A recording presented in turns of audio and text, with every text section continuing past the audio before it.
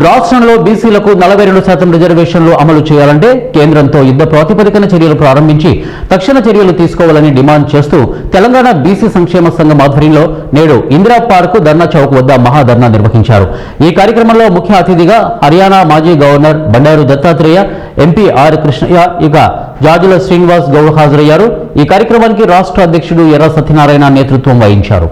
ఈ సందర్భంగా సత్యనారాయణ మాట్లాడుతూ 2 సంవత్సరాల కాలంలో రాష్ట్ర ప్రభుత్వం బీసీ రిజర్వేషన్ల విషయంలో స్పష్టమైన నిర్ణయం తీసుకోకుండా చివరికి బాధ్యతను కేంద్రం కోర్టులపై నెట్టేసిందని విమర్శించారు. ముఖ్యమంత్రి గారు రిజర్వేషన్లు పాస్ దాని సంతోషము అన్ని రాజకీయ పార్టీలు దానికి సమర్థించినాయి. ఏ రాజకీయ పార్టీ దాన్ని వ్యతిరేకించినాయి. కాబట్టి ఇప్పుడు ఇక్కడ రాజకీయ పార్టీలో మనం దూషించడానికి వీలు సమర్థించకపోతే మనం నిలదీయదు, ఏం కారణం అవ్వచ్చు. కానీ మరి 42% అమలవుతున్నాయా అనేది ఇవాళ ప్రశ్న. 42% అమలంటే ఈ ఉద్యోగం ఈ విధంగా కాదు, ఇంకో విధంగా ఉండేది. కాబట్టి 42% అనేది ఎందుకు అమలు కావటం,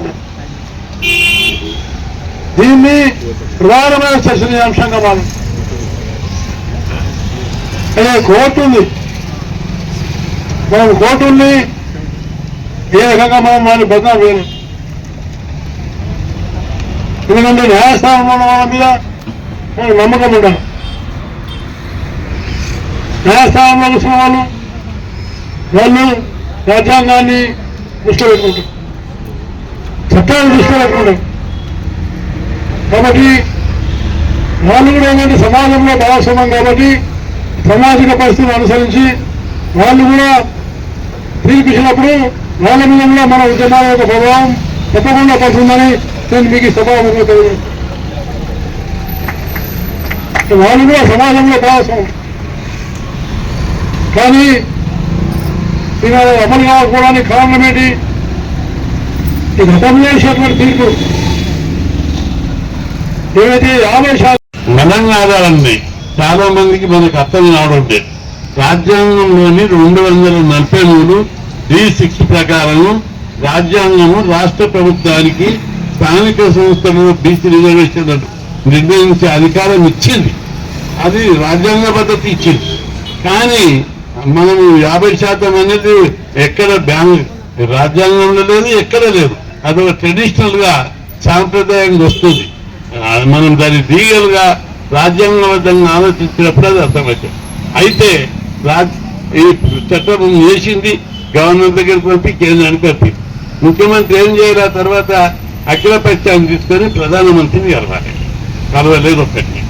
రెండవది, కేంద్రంలో పార్లమెంట్ లో ఇండియా కూటమికి 236 మంది ఎంపీలు ఉన్నారు. బీహార్ ఓట్చర్ విషయం లోపల నెల రోజులు వాకౌట్ బహిష్కరణ చేశారు పార్లమెంట్.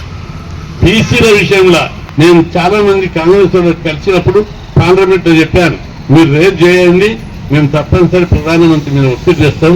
ఇప్పటికే జనాభా లెక్కల కులాల మీద 2 సార్లు కలిసిన ఒప్పుకుంటున్నాడు ప్రధానమంత్రి.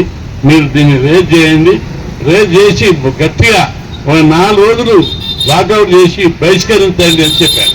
రోజు బీహార్ ఎన్నికలతో పెట్టుకున్నారు తప్ప ఒక్క రోజు కూడా ఒక మాట మాట్లాడలేదు, బహిష్కరణ చేయలేదు.